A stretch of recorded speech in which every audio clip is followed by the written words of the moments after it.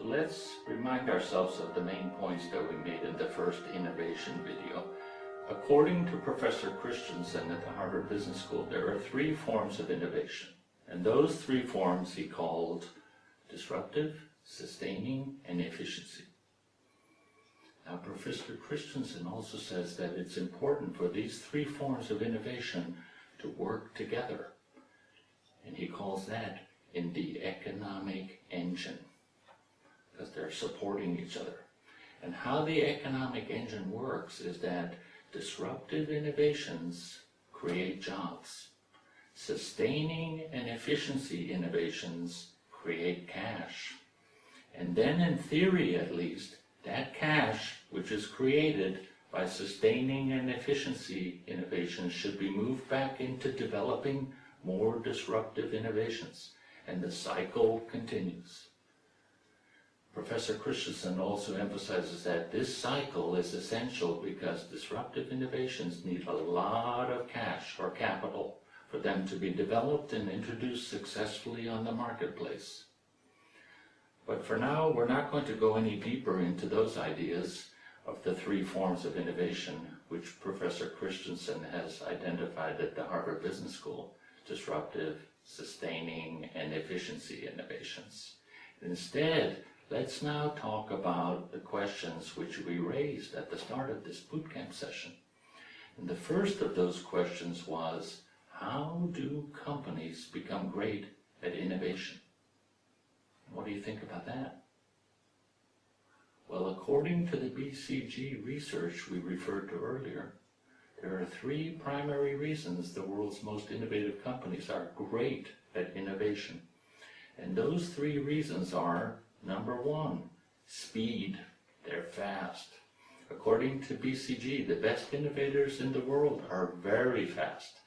They're faster in developing new products, they're faster in developing new technologies, they're faster in developing new solutions which the market needs, etc. So fast is good. This speed results in better returns on innovation investments for those great innovators.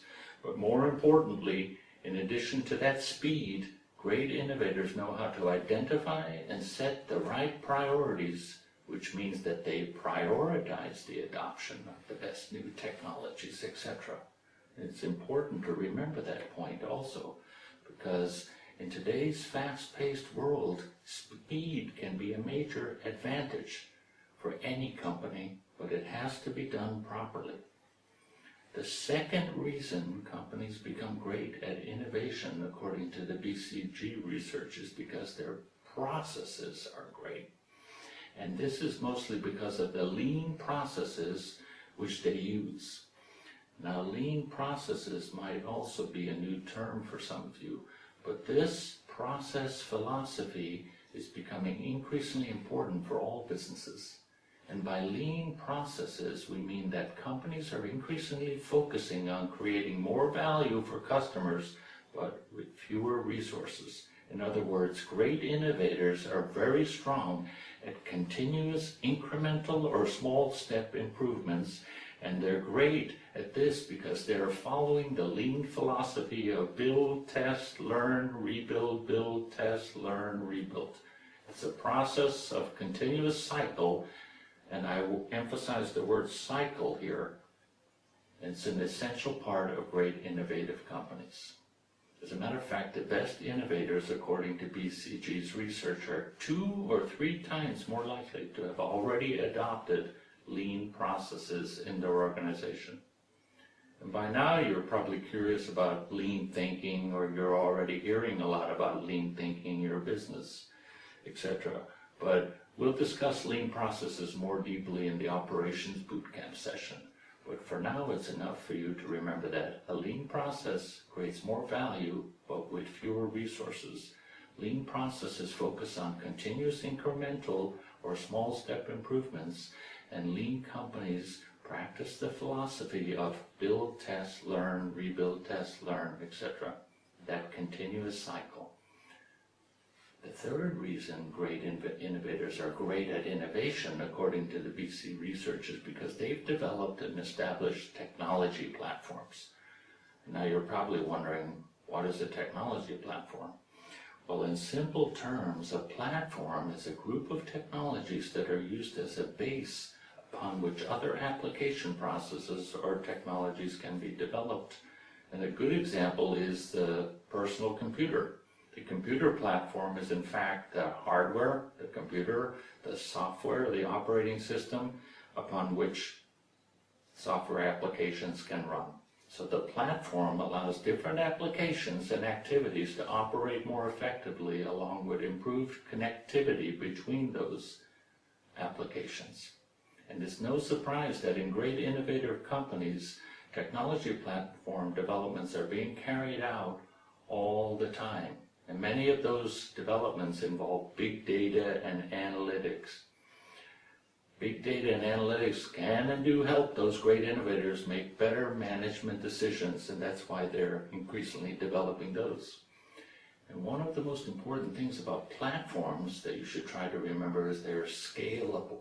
Or in another way, you could say the platform can be rapidly increased in size while still remaining effective and efficient.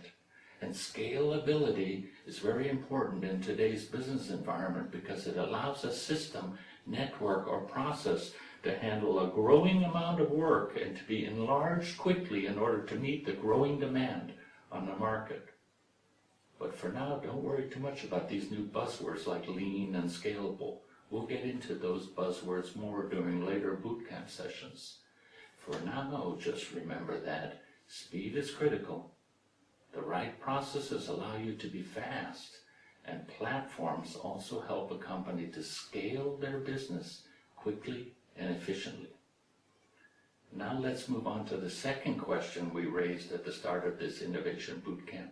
And that question was, who are the most innovative companies in the world today? And this is a very important question for us to ask indeed. It's important for all of us because we can learn from the best, right?